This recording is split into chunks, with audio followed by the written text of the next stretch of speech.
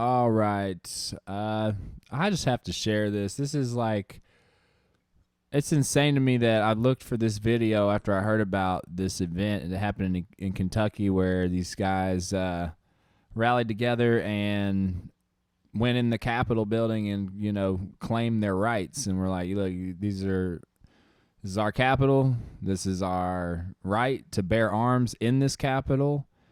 And we're not without the guidelines of the Constitution to do this. And so that's what they did. They walked right up in there, and this security guard did not challenge didn't challenge them on their rights, and that's how it's supposed to be. And probably because they didn't have a whole group of politicians enforcing this thing, I'm sure it could have gone a lot different. But the thing that happened in Virginia was, they pre-planned this division and this trampling on the rights of individual liberties to bear arms inside of a Capitol building. And the problem with doing that is that it creates the ruling class whenever we don't have the right to, and I'm not saying that we should just always go like every day storm the Capitols with AR-15s and stuff, but we should definitely be able to live as an armed, peaceful society without politicians getting afraid and making unconstitutional, what's the word I'm looking for, guidelines that aren't within what they swore an oath to. And so anyway, I'm going to let y'all see this video. It's really interesting. How far back should I go? So this is the Capitol building in Kentucky. You can actually carry a weapon in the Capitol. Yeah.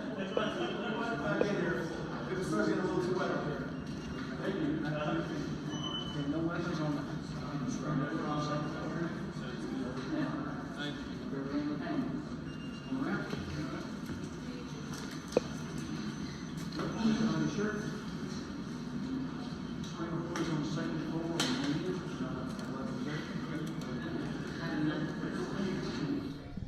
See, very respectful, There are several Senate bills here that are anti-gun, and while I know for close to a fact, and people are already saying like, "Oh, this is a racist thing. Only this is a racist thing," and it's like, man,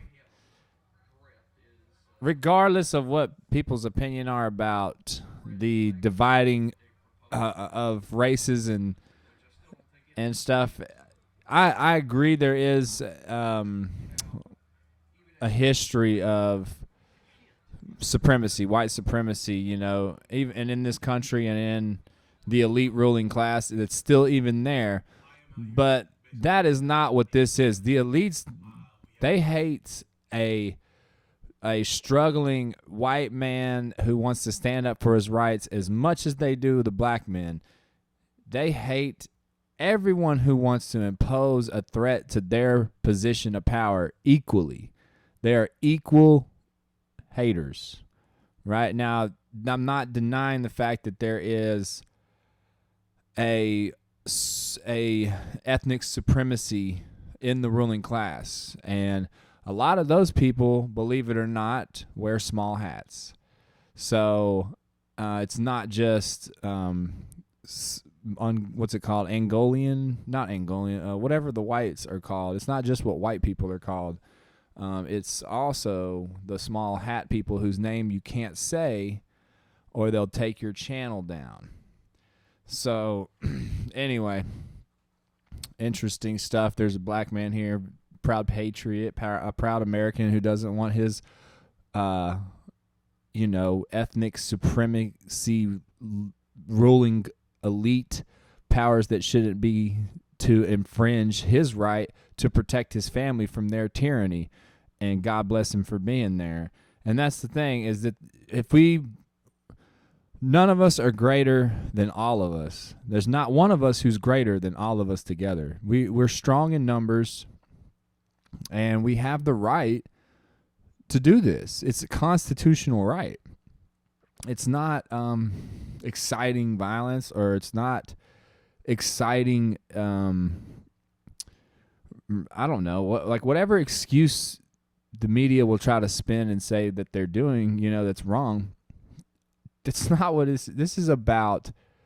We don't want to cower down to the ruling class when they're supposed to be working for us. That's what they tell us. Now, if they were just like, hey, look, we got all the technology, we got all the weapons, you're our slaves now, and you ain't gonna do nothing about it, that would be more genuine than the way they do it. They twist but you got to think that they're not just gonna do that. They're not just gonna be like, hey, you're our slaves now. We would be like, not me, like make me, and then everything they said, we'd be like, I ain't doing that. You think I'm your slave? So of course they're not just going to like come out and say it.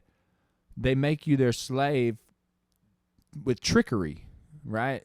They tie you to your desires through money. You can buy your happiness, in a materialistic world where you're just a fart of of dust that's specked out through the infinite universe into evolution, pond scum, random happenstance of nothing. And you don't matter, so you might as well just fulfill all of your, material desires, and that's all that matters. And that's how they enslave people, as they get. And, there's a large percentage of people who believe exactly what I just said. They have no spirituality. They don't have any connection with the Creator, and they don't take time to get to know what God would want from them. They just are their own gods. They're, in the sense, they make up their own moral relativity, and because of that, we have a lot of people who only care about themselves instead of the whole pond of individual liberties rippling, their selfishness, in mine too, my selfishness. I'm not saying I'm not claiming moral high ground by any means, and I'm definitely not judging any of these people, because my chances of getting into heaven are equal with theirs, and even the ruling class elites who do the worst of worst evils, because I'm only saved through my humility to ask God to please take me, because I'm not worthy. I'm not. And to one way I understand God is if you transgress one sin ever, you're guilty. You deserve the eternal punishment. But that's where Jesus comes in, and so he comes in and he showed us, no, you have a way to reconnect with the Father. You can be forgiven. I'll pay the ultimate price. I'll be your advocate. I'll be there for you, but will you receive my love and let me teach you from my love? That's what it's all about. That's how he built the relationship with us, was on the cross.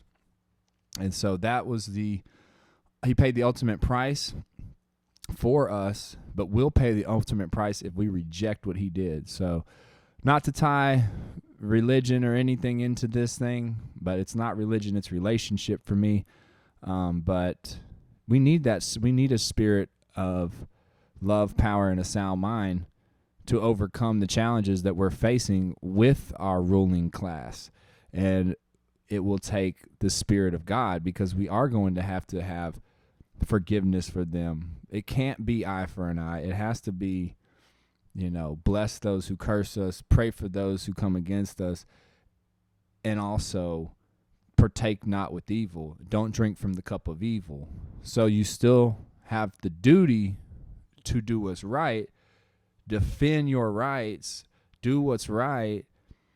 Don't cower down, because God didn't give you a spirit of fear. He gave you a spirit of love, power, and a sound mind, but also seek first the kingdom of heaven. So it's not about these men did not go in angrily and hostile.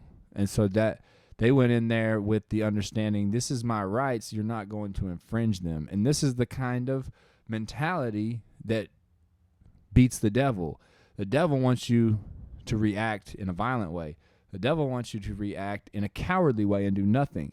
You have to react in the middle, in the assertive way. You can't You can't be passive aggressive and you can't be overly aggressive. You have to be assertive. So that's the message from this that I got, and I pray that y'all get the same message.